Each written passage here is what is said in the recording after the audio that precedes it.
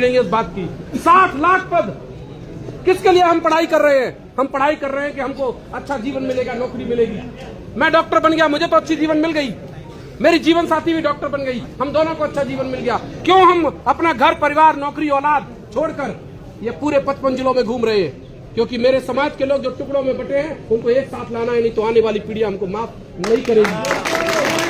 अगर हम इकट्ठे होकर नहीं लड़ेंगे तो हम जीत नहीं पाएंगे और हमारी लड़ाई संवैधानिक होनी चाहिए। जिस प्रकार से कांसीराम जी ने आंदोलन चलाकर पूरे देश में 23 लाख बैकलॉग की भर्ती कराई थी, आज 60 लाख पद खाली पड़े हैं, तो बताइए बैकलॉग की भर्ती होगी तो इनका जीवन बदलेगा कि नहीं बदलेगा? एक नौकरी से 10 लोगों का जीवन बदलता है और 2 लाख पद SC/ST के खाली पड़े हैं, 2-2.5 लाख से ज्यादा हमारे OBC के खाली पड़े हुए हैं।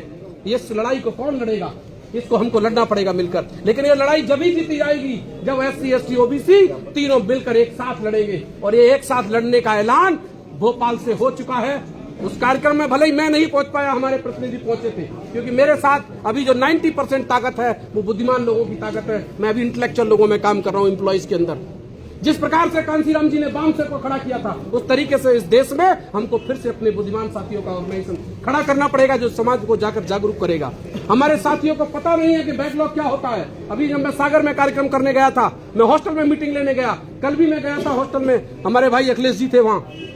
केवल एक हमारा भाई बता पाया बैकलॉग क्या होता है। पूरे हॉस्टल में नौजवानों को यह नहीं पता कि बैकलॉग क्या होता है, प्रमोशन क्या होता है, 13 पॉइंट रोस्टर क्या है, 200 पॉइंट रोस्टर क्या है, ये कुछ नहीं जानते। क्यों? क्योंकि कॉलेज में इनको बताया नहीं जाता और हमारे अधिकारी जो पढ़े लिखे लोग हैं वो हॉस्टलों में जाकर भाइयों को बताते नहीं है कि नौकरी कैसे मिलेगी तुमको। तो हमको ये जिम्मेदारी निभानी होगी कि हमारी जिम्मेदारी नौकरी लगकर केवल घर परिवार को पालने की नहीं है। मैं अगर डॉक्टर बना हूं तो मैं अपनी काबिलियत से नहीं बना हूं, मैं संविधान के मिले हुए आरक्षण की वजह से बना हूं। तो जब मैंने समाज का हिस्सा खाया है, जब मैंने समाज का आरक्षण खाया है, तो मेरी जिम्मेदारी समाज के लिए बनती है कि नहीं बनती है? बनती है। तो मुझे मेरे भाइयों को समझाने के लिए जाना चाहिए। मेरी वाइफ अगर डॉक्टर बनी है तो उन्होंने भी महिलाओं का आरक्षण का लाभ लिया है, SC का लाभ लिया है, किसी बहन का हिस्सा खाया है। तो वो जो बहन इनकी जगह पर आने वाली थी उस जगह पर ये आ गई हैं, तो बताओ अब इनको उस बहन के लिए काम करना चाहिए कि नहीं करना चाहिए? तो मेरे जितने भी भाई हैं पढ़े लिखे जो नौकरियों में आ गए हैं, वो जाएं हॉस्टलों में, अपने भाइयों को, अपनी बहनों को, अपने गांव-गांव में भाइयों को बताएं नौकरी हाथ में कटोरा में रखकर नहीं मिलेगी आपको, नौकरी के लिए लड़ना पड़ेगा। छात्रावास बंद करने की योजनाएं चल रही हैं, जहां से मैं पढ़कर एक डॉक्टर बना हूं, 5 सब्जेक्ट में गोल्ड मेडल लिया हूं।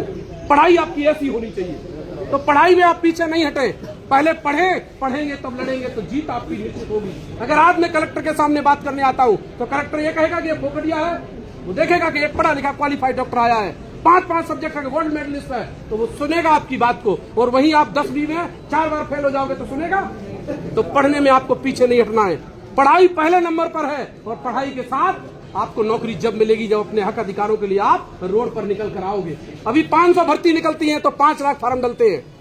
ये हमारे सभी पढ़े लिखे खाली पड़े हुए हैं। अभी आपने देखा होगा जज की भर्ती निकली, देखा था जज की भर्ती को, एक भी भाई को सिलेक्ट नहीं किया हमारे को। क्या हमारे लोग जो राष्ट्रपति बन सकते हैं, प्रधानमंत्री बन सकते हैं, मुख्यमंत्री बन सकते हैं, कलेक्टर बन सकते हैं, क्या वो सिविल जज नहीं बन सकते? बन सकते हैं। क्या काबिलियत नहीं है उनमें? लेकिन ये लोग, जातिवादी लोग जो सत्ता में बैठे हुए हैं, वो हमारे लोगों को बढ़ते हुए नहीं देखना चाहते हैं। और उसका कारण है कि हमारी एकता नहीं है। हमारी एकता को हमको कायम करना होगा। और एकता काम कब होगी? जब हम अपना इतिहास को जानेंगे, अपने महापुरुषों की विचारधारा को समझेंगे। तो उसको समझने के लिए कल आप लोग पॉलिटेक्निक कॉलेज में आइए।